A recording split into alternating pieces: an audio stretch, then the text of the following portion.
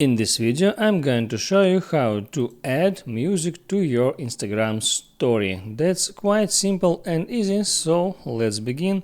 And first, open up your Instagram application and let's add here some story. I tap on that plus icon and then tap on story option. And here I need to select some photo or video.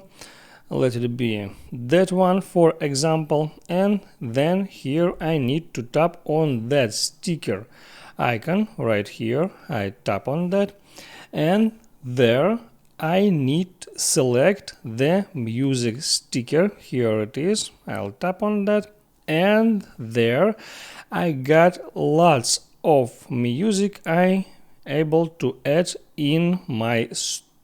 Let it be that one.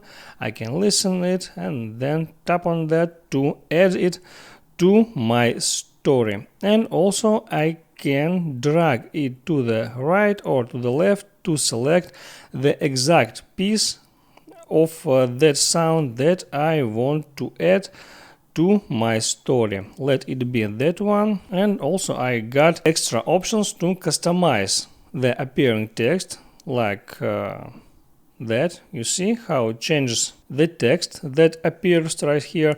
And also I can make such look of that icon, that or that.